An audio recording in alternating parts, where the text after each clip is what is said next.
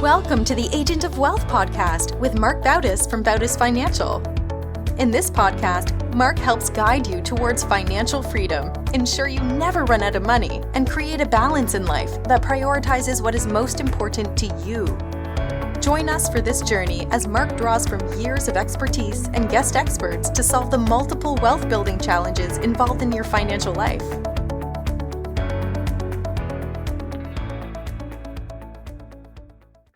Welcome back to the Agent of Wealth. This is your host, Marc Bautis. On today's show, we're going to talk about franchising, and I brought on a special guest, Jon Ostenson. Jon's a consultant, investor, author, and international speaker specializing in the area of non-food franchising. He draws on his experience as both the president of an Inc. 500 franchise system and as a multi-brand franchisee in serving clients across those capacities. Jon serves as the CEO of FranBridge Consulting, where he helps clients understand all aspects of non-food franchising in the process of introducing them to opportunities from over 300 high-growth brands that he represents. Additionally, Jon oversees FranBridge Capital, where he and his partners own 17 territories across 5 property service franchises. Jon's the author of The Franchise Path and is a frequent contributor and thought leader for publications on the topic of franchising and franchise investments. Jon, welcome to the show. Marc, thanks for having me. I love the show. Excited to be here with you.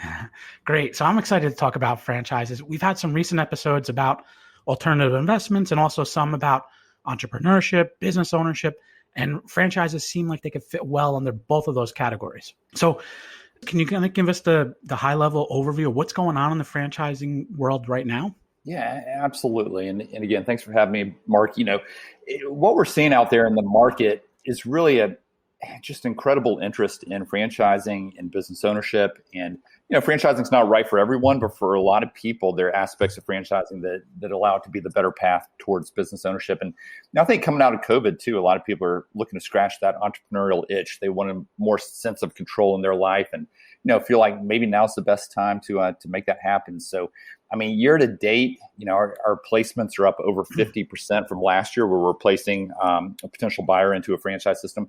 Last year was up over 50% over the previous year. So we're really seeing just great interest. We're seeing a lot of interest in sectors that maybe, you know, you wouldn't think of. You know, I focus in the area of non-food franchising, which for a lot of people, when they think franchising, they think fast food. But I really focus on the many other sectors. And that's where we see people gravitating. You know, it's some of those things that, whether it be an industry that's COVID resistant or Amazon resistant or somewhat recession resistant, that's what people are looking for these days. Because I guess probably someone's first thought about when they're going to start a business and when they're considering a franchise is, should I invest in a franchise, start it with a franchise, or should I try and do it from scratch? What are the pros and cons of taking each of those approaches? You know, and some of my clients, I have to explain to them that they're too entrepreneurial for franchising, you know, that they'd want to put their thumbprints all over the business and maybe not stay within the lines. However, for a lot of people, you know, franchising gives them a little bit of a leg up. You know, you're starting on third base, not first base, to be cliche. And, you know, some of those things are the playbook. You know, you've got a proven model that's worked in other locations. They put together an operational playbook, a marketing playbook. You're not having to start from scratch. You're not having to test everything yourself. In addition, you're really in business for yourself, but not by yourself. You've got a franchisor on the sidelines. I like to think of them as the coach. The better you do, the better they do. So they really can provide a great level of support, you know, assuming it's the right franchise system, and that's what we help clients navigate. And then also, I'd point out, you know, a lot of times it goes overlooked, but you've got all these franchise owners in other locations around the country, many markets that may resemble your market. And so if they've tested a new marketing vehicle or they've tried something new or they figure out where to recruit the best talent, they're able to share those best practices with you and vice versa. And, you know, the more valuable that, you know, the better you do, the more valuable the brand becomes in total and helps them as well. So again, you have aligned interest. And then finally, you know, when you think about the exit down the road, so obviously you're building cash flow along the way, but then you're working towards an exit. You know, it's going to be an asset with some residual value to it, hopefully more than what you put into it. You know, there was recently a study put out by the Rinker School of Business in which they looked at over 2,000 businesses that have sold over the past 10 years. And they looked at similar industries for both franchise and non-franchised. And what they found is on average, franchise businesses are trading there at the exit at a 1.5 multiple of non-franchise. So I think that was really eye-opening to a lot of people to realize you're not just building cash flow, but you are building an asset with exit value down the road. So how does someone pick a franchise? Is it some area that they're passionate about that maybe they have experience in, or can it be totally unrelated? No, I'd say for over 80% of my clients end up purchasing a business in an area that was not on their radar, much less one that they were familiar with. So, once we peel back the onion, and what that looks like is, first off, there's roughly 4,000 franchise brands in the US, and they're not all created equal. And these are across a number of different industries. So the way I work with clients is, and it's a free process. I get paid by the franchisors on the back end. So it's a sales and marketing expense. None of that gets passed on to my clients. But the way I work with the client is we'll take that universe, and we've already vetted it down to roughly 300 franchise opportunities that we feel strongly about. They've got the profit model, they've got the leadership team in place, they've got the niche within their industry. And so we've already done some of that homework for you, so you don't have to go out there and just start Googling. And then within that world, when I get to know a client, I'll ask a lot of questions. I'll help educate them on the framework they should be using to view different opportunities. How do you compare and contrast A versus B versus C? And then what I'll do is present them 6 or 7 opportunities, give or take, for them to, go into a little more detail, give them an overview on the business. We then narrow it down to roughly 3 or so for them to actually engage with and have a first call and talk to the franchisor, hear about it from their perspective. And then I spend time each week with my client, walking them through. And, we may drop a brand after the first call. We may bring in another one. They're getting very educated through this. They're learning how to analyze the business, how to compare and contrast. And I'm holding their hand through the process. And what we found is our success rate is incredibly high because we're matching people not necessarily based on their passion or their background. Very oftentimes it's an entirely different industry, but based on what they want their day-to-day to look like. What are they looking to invest? Where are they looking to achieve off of that investment? Do they like small teams or large teams? Do they like being involved in the Chamber of Commerce, sponsoring the Little League baseball teams? All those little things that kind of add up and help us decipher the right opportunity for them. What are some of the specific industries or types of franchises that are hot right now? Even prior to COVID, the property services space, home services, everything from pool cleaning to roofing to kitchen remodeling, that's a sector that's got a lot of interest. In a lot of cases, it's seen as an essential service. So we've done a lot of placements there. Anything related to the senior population, and it's not just in-home senior care, but it's all the, whether it be retrofitting a bathroom or wheelchair ramps or stair lifts, or whether it be exercise fitness concepts that cater to that population. Anything health and wellness related, is definitely, boosting immunity, whether it be IV drips or whether it be regenerative medicine. There's a lot of concepts that are playing towards that. I've said this before, non-sexy is kind of the new sexy. People don't want the latest fad. They don't want the latest trend. They want something with staying power that's understandable. I just did a 10-location oil change deal a couple of weeks ago with a client. Well, that's a business that a lot of people will say, well, what about electric vehicles? Well, electric vehicles only represented 2% of auto sales last year. When you look at the runway for the next 15, 20 years, electric vehicles are going to be a very small percentage of cars on the road. So, for someone that's doing oil changes in a different way, using, unused parking spaces in a retail or shopping center, prefabricated buildings, a unique way of going about it, it presents an opportunity. Some people like the waterless car wash concept that we're using. So, but that's a little newer. So, within that world of risk, reward, entrepreneur mentality, some people like being a first mover in the market. Some say, hey, I'd rather draft off of someone else that's already there and proven. Do you see any other virtual franchises out there where maybe there isn't a specific location or not a storefront or a retail, or are there those types of franchises that exist? Great question, Mark. And in fact, I'd say over the past year, we've probably done more placements in those that are remote than those that have a physical location. Now, in some cases, they may have a physical location, but it's not customer facing, and it's not, an extensive build out cost. It could even be in some instances a self-storage unit or a shared office space. But I'd say by and large, we've done a lot of placements in remote work. I guess I get a lot of questions where people are looking to invest, not necessarily take on another job. Can any of these franchises be more of like the passively run or limited? I know nothing is really passive, but can they be a limited, type of active involvement that they have to have with it? Yeah, no, you hit the nail on the head, Mark. Nothing is truly passive. However, there are semi-absentee or semi-passive opportunities, as we refer to them. I'd say more than half of the brands that we represent provide that semi-absentee model in addition to owner-operator. There are some out there that say, hey, we've got to have an owner-operator. It's got to be full-time focus for you. Again, more than half of my placements I'm doing are with clients that have a full-time job, whether it be in the corporate world or they may already be a business owner and they're building out the portfolio of companies underneath them. it's very common on the semi-absentee front. I give a talk to investors oftentimes called franchising as an asset class. Right now I think a lot of people are wising up to the fact that, stock markets at an all-time high, interest rates are, fairly low. Only so many good real estate deals to be had. And so you can invest in Bitcoin and baseball cards, but where else can you, and you see this day to day, Mark, what is that alternative investment that makes sense? And, a lot of people are wising up to the fact that business ownership can make sense, and business ownership through franchising. And, as you're well aware, business ownership does provide one of the last bastions of tax benefits. There are things you're able to do as a business owner that you're not otherwise. So that's another play on it as well. We were talking before about there's probably a lot of misinformation about franchising out there. One of the things you hear a lot is, someone says, well, the topic of franchising comes up and someone says, well, you really need 10 franchises or 20 franchises to make any money. You can't do it with just one or two. Is that true, or can you generate some income with even just one franchise?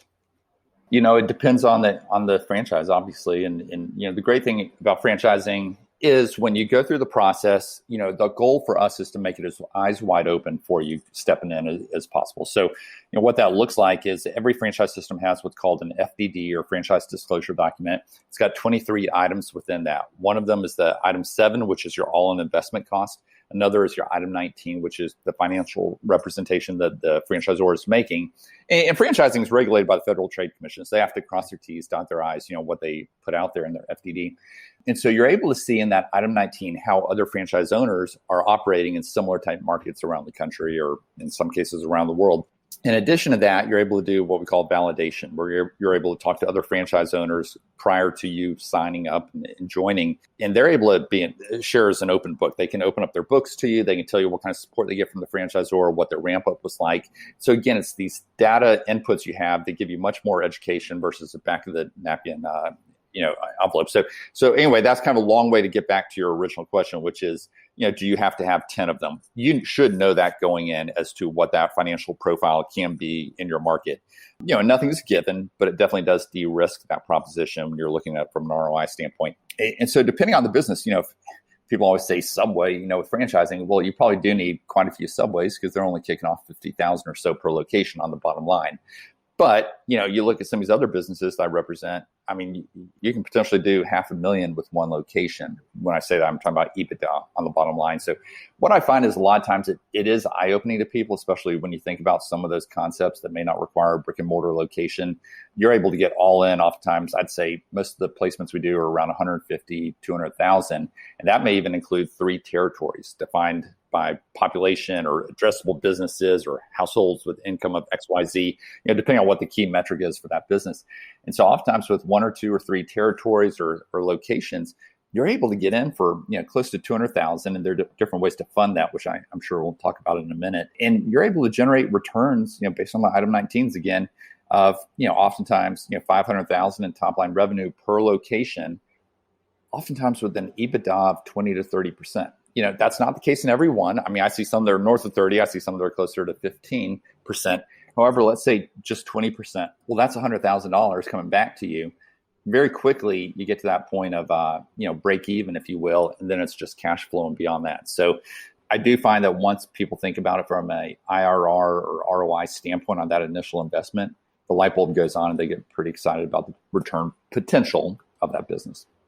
For the people that do purchase multiple franchises, do you see them buying the same franchise or buying different ones? Yeah, absolutely. So in the case of the oil change, that 10 locations, that's quite a few locations, more than we usually do.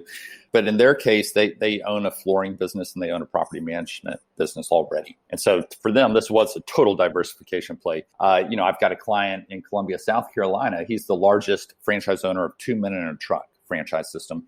They've got 10 markets around the southeastern U.S. He and I did 2 placements last year. One of the placements was for a business that was kind of in the waste removal space. Think dumpsters, and there's a new play on dumpsters. So he bought 3 territories. He recently came back because they're performing very well and bought a 4th territory.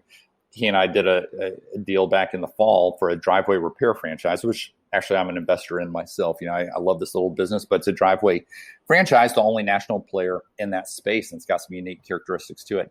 And he just came back and bought another territory because the business is performing well. And what he's done is he's created an organization there with 2 Men in a Truck. and he's able to bring up talent, recognize talent, and then deploy it to these other businesses. And in his case, he'll actually give equity. In a lot of my clients' cases, they'll find that young GM oftentimes and give them maybe a profit sharing plan or potentially equity. So and that comes back to the semi-absentee versus owner-operator. If you are going to run it semi-absentee and put in 10 to 20 hours a week, probably a little more early on, and then over time, you need to have that key person in the business, that general manager. And, just being candid, oftentimes you have to cycle through 2 or 3 general managers to find that one that thinks like an owner, that represents you, that you feel confident making decisions. But then once you figure out that formula, you're able to duplicate it, whether within that same franchise system or with another one that can either serve to complement or diversify. Going back to evaluating a franchise when someone's looking to purchase it, is there, for example, if we're trying to purchase a real estate property, we can run an analysis, we can estimate what the income will be, what the different expenses will be, and we can kind of put a value to it based off of that. Is there a similar concept on the franchising side in terms of quantitatively how to evaluate these different, because I know you can take some of the hottest franchises out there and you say, I want that one, but then you look at, okay, that's probably the most expensive one that it costs. Is there a way to look at either like up and coming ones and try and evaluate and say, okay, this one we think has a lot of potential, or we can see the potential in it, and maybe that one is one before it gets too big or too expensive, I guess? Yes, kind of 2 thoughts there. One, the franchise fee, essentially what you pay to the franchisor out of the gate, is consistent really across brands, whether it be an established brand with 600 locations or one with 6 locations. Typically for that first location or first territory, it's $49,000. The second one is $39,000. The next one's $29,000. So oftentimes people will buy a 3-pack or a 5-pack, and they'll open up one day one and then open up that second location 6 months down the road or a year down the road. But you're buying the rights to that location, and then you're scaling to it in time. With it, to your question about emerging brands versus established brands, my partners and I typically invest in emerging brands ourselves. There are characteristics that we like about that. But what I share with clients is, when you think about the pros and cons of a large established brand, you might have brand awareness, which I'd say in the food sector is most important. Some other sectors not as important, but brand awareness. They've seen every kind of situation out there, every scenario. So they're never having to test anything. They've tried all the different marketing vehicles and such. However, you might go in and you might be franchise owner number 601, and you're still going to get supported, but it's not going to be the same level of support. You're not going to have the same seat at the table as you would with a more emerging concept. Now, with emerging concepts, which we do a lot of placements in, there's some key things that I look at there. I want to make sure that the franchisor has franchise experience and not just industry experience. And what that can be is that they complemented their skill sets with franchise expertise that has that history, and they brought them in around them. So I'd say that's one thing. Obviously, the profit model and where they play within their industry, their unique proposition to the market is important. But I really love emerging brands in a lot of cases because you're able to get the choice territory. It's not already taken. You're able to get in, you get a seat at the table. That franchisor is really, really focused on you even more so because your performance is going to dictate the performance of their franchise system going forward. You're going to be the one on those validation calls, the one setting their item 19. So they're really hands-on with you. You get to be a part of something. So again, I have some clients that say, hey, I only want to look at resales or I only want to look at established brands. But the vast majority recognize the benefits that come through that more emerging up and coming brand that has been proven, that does check all the boxes, but there's room to run. So let's talk a little bit about the cost of buying a franchise, and I'm sure it ranges. But what are some of those ranges in terms of all-in cost? What's encompassed in that all-in cost, and then what are the ways to finance it? Again, the franchise fee, which is a piece of the total investment. Let's say someone were to buy one location, so $49,000 franchise fee. I guess the franchisor. If it's a brick and mortar location, you're then going to have the build out cost. Behind that, that's going to be your big nut. If it's not brick and mortar, you may be paying for an automobile or equipment or startup marketing cost. Typically, the franchisor in that item 7, they'll give you a breakout, and it's going to be a range. Maybe between $80,000 and $140,000, but you look at the different variables within that. So it'd be the franchise fee. It would be your all-in startup cost. They usually include some working capital in there as well, between 3 and 6 months of working capital. For instance, that oil change that I was talking about, you can get all into that one for $150 because they have an investor group backing the prefabricated buildings. However, that includes 25,000 working capital. So it's really like 125 plus working capital. I'd say most of these, if you were to do one location and it's non-brick and mortar, you're probably between 80,000 and 140. If you were to do a brick and mortar business, you're probably between 200 and 400, depending on the business and the size of the footprint. And the ways to finance it, one, we are seeing a lot of people use cash, these days because they don't have a better outlet for it. But then SBA is very, very common, both the SBA 7A loan as well as the Express loan. And the government, believe it or not, does support small business ownership. And so the SBA is a big player there on the lending side. Of course, if you have your preferred bank and private lender, you're able to go outside the SBA as well.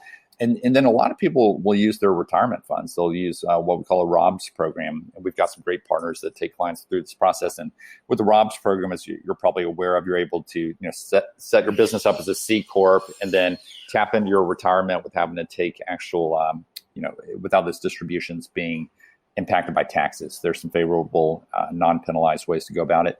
And then finally, a portfolio loan. I'm sure you do some of these yourself, Mark, where someone can borrow against their portfolio, their brokerage accounts, non-retirement accounts, and instead of having to liquidate any positions, they're able to use that as collateral and borrow up to 70% of the value.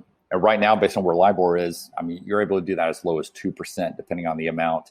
It acts as a line of credit, so you don't have to take it all in one fell swoop. So definitely see a lot of people participating in that as well.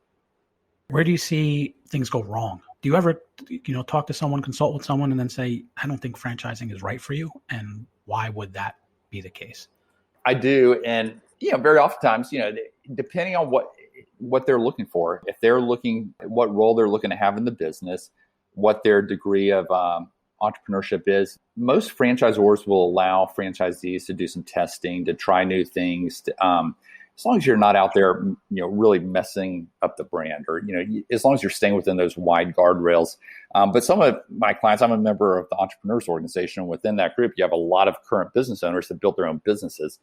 Some of them love the idea of franchising because they don't want to reinvent the wheel. They've done that already, and now they'd rather, have a system to step into. But, some of them say, hey, I'd really why are they doing it this way? I'd do it this way. And I'm like, this may not be the right fit for you. And then, once you buy into the franchise system, while the vast majority of my clients, have success stories and come back and make referrals and, like I said, buy additional locations, that's definitely what I see in almost all cases. You're going to have some that don't work out. I've got a client outside of Nashville, with a mosquito business, and, smart guy, CPA, all of that. Well, he lives 3 hours outside of market, and getting that off the ground, what we've kind of realized is in that business, it really helps to have that grassroots, to have the friends and family early on to kind of, essentially provide you some recommendations as well as some leads. So that grassroots piece played into that business more than some. He thought he could run it from 3 hours outside Nashville, and it's just been tough to get it off the ground at the speed he wanted. I know you mentioned the it's an asset and you can sell it, look to sell it down the road. Is there an exit on the other side? If it doesn't work out, will the franchise buy it back? Is there a way? Can they sell it at any point if they wanted to, or does it matter? And is it all different between franchise to franchise? Franchisor, bring them in as a partner is definitely beneficial. And odds are, like in that case, the franchisors probably had multiple candidates reach out in recent months about the Nashville market, and they've had to say, oh no, sorry, it's sold. So, they're able to help you on that lead generation side for sure. They don't usually buy it back from you necessarily. They will take it back and will probably waive, different fees and all that. They'll partner with you there. However, they will help you sell it and help you find a buyer, because for the franchisor, it's to their benefit to find a good buyer. Now, if you go out and find one on your own, they technically do have to approve that new buyer. But, just being candid, I see very rarely do they not approve that new buyer. So they do want to make sure that new buyer comes in, understands the system and what they're buying into. But once they vet them a little bit, then it usually works out. Do you see most new franchisees as one person, partners? What do you see like the structural makeup of most franchises? Gosh, great question. It really is across the board, Mark. It's, I have some that operate it individually. Then quite a few couples will get into it together and, play different roles. One may be a little more back office. Maybe he's got a full-time job and he's, got the healthcare benefits and everything. And so he's, kind of keeping the books and, providing some strategy. And maybe the wife is, has been at home with the kids, and now she's got a little extra free time. They're back in school. And so she's going to be out there and she enjoys kind of the sales and marketing angle. So, that's very common, or those roles could be reversed in cases. And then secondly, you do have quite a few partners. Every franchise I've bought into, I've done it through a partner because typically they're a little more hands-on. I'm a little more, back office type. And so just from a time allocation as well, but very, very common to have partners going in. And, I consult with clients on that because I've seen the good, bad, ugly of partnerships. Oftentimes they work out, but you've got to define things in the beginning in case they don't work out. And, I always think if you're able to have one be the majority shareholder, that's always smart. And then how do you resolve conflicts? There are clauses that we included in our operating agreements to always resolve conflicts down the road should they arise. On the flip side, when is a business ready to franchise? Is there a certain location, revenue that they should look to say, okay, maybe, I've done a great job building this business up. Maybe it's time for me to try and franchise it out. I've worked with quite a few companies that have said, hey, franchising is a scaling possibility. And, a lot of times, again, once people understand that many industries participate in franchising outside of food. And once they realize, hey, is my business franchisable? Maybe that makes sense. The benefits to them are, you're using other people's money. As an owner, you always want to have people with, thinking like an owner, your employees thinking like an owner. Well, now you actually get people with skin in the game that know their local market. They really are thinking like an owner. And private equity loves franchising. I get calls almost every day from private equity firms asking me for my pulse on the ground, what I'm seeing out there, what emerging brands should they be taking a look at. In most cases, they'll invest at the franchisor level, but in some cases, they'll invest at the franchisee level. But private equity is a great exit path for a business once it's decided to franchise because they just love that model. The businesses I see going through the franchising process, it's really a couple of key things. One, you've got to have an established model. I mean, it doesn't have to all be written down, documented. I mean, that can come. That needs to be done eventually. But, it's something that this works. It's been proven out. Maybe there's some competition in your market. You've been able to win against that competition. It's got to be an attractive proposition, for other people to step into and invest in. Would someone else be able to replicate this in their market, by doing the same thing, or is it intrinsic just to your location and based on your own reputation there? So, how packageable is it? But we're seeing more and more businesses at least considering franchising now because they do see the benefits. There are a lot of benefits to franchising your business. However, you do wake up the next day and you are all of a sudden you have kids around the country that have expectations. They bought into your franchise system, and you've got to be ready for that. You've got to have the team in place, the systems in place. Some of that you'll be able to innovate along the way, but you do want to make sure you have your bases covered. And so I don't personally take companies through the process. I do have these conversations several times a week with companies that are thinking about franchising. And for any of your listeners, I'd be happy to have that conversation. I love talking about it. I've been a former franchisor with Shelf Genie franchise system myself, so I've kind of seen the other side of things. But I do have some great resources too that I can point people to and make introductions to that can take you soup to nuts, every aspect of the franchising process, even on the marketing side and the trade shows and the publications and PR, everything that's needed to start out strong. Awesome. Back up to the franchisee. How do they get started? They come to you and say, I'm interested. What's the first step? Yeah. First step, oftentimes they may have heard me on a podcast, or they may have found me through a friend or family member. And I want to make sure that they understand what franchising is. So we kind of, cover the bases. And then I ask them a lot of questions. I really want to get to know them and understand kind of, in my mind, there's a lot of different profiles or avatars out there because I'm seeing what's going on the ground out there with people with similar backgrounds to themselves. What's resonating, what's not. So I kind of know the questions to ask to take them down this path to understand what can we rule out? What do we know for sure that you don't want to be a part of, whether it be industry, whether it be a size team, whether it be what your day-to-day looks like. And then in turn, what gets you excited? How does this fit into your lifestyle? What's your long-term plan? So we go through a series of questions. I have them fill out a questionnaire as well that gives me additional feedback. We try to streamline the process as much as possible, make it easy for them. So what I do is I take my universe of opportunities, what's available in their market, what meets their criteria, what is working for other people around the country.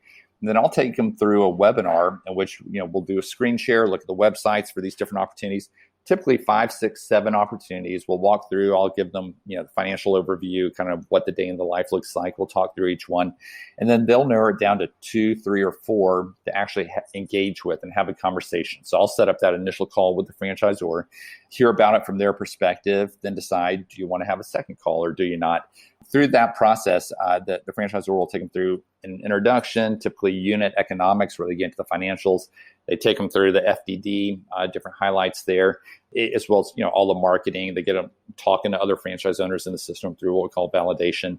It ultimately culminates in what's called a discovery day, where they typically in person, sometimes virtually, get to spend some good time with the franchisor, with their team, understand what the day in the life really looks like, what kind of support they'll get from the franchisor, and then from there decide, is that the right opportunity for them? So, through the process, I'm holding their hand. We're having touch bases. I'm connecting them to funding sources or franchise attorneys as needed to make sure they really make the right choice and then start off strong. Great. That sounds really helpful. So we're just about out of time. Jon, thank you for being on the show. You gave us some great information. How best can someone reach out to you if they want to learn more about franchising or talk to you about, whether it's right for them? Yeah. And again, I would love to engage with anyone that would like to have this conversation. I'm passionate about what I do and love meeting new folks and hearing their situation. So you can go to franbridgeconsulting.com. That's FRAN. I'm sure it'll be in the show notes. franbridgeconsulting.com. Email me at john@franbridgeconsulting.com. That's JON@franbridgeconsulting.com. Connect with me on LinkedIn as well. And, but if you come out to our website, sign up for the newsletter, ping me, let's set up an intro call, and would love to get to know you. Perfect. We'll link to all that in the show notes. And thank you everyone for tuning in to today's episode. Thank you for listening to the Agent of Wealth podcast. Click the subscribe button below to be notified when new episodes become available. The information covered represents the views and opinions of the guests and does not necessarily represent the views or opinions of Bautis Financial. The content has been made available for informational and educational purposes only and is not intended to be a substitute for professional financial planning and investment advice. Always seek the advice of your financial advisor or other qualified financial service provider with any questions you may have regarding your investments and financial planning.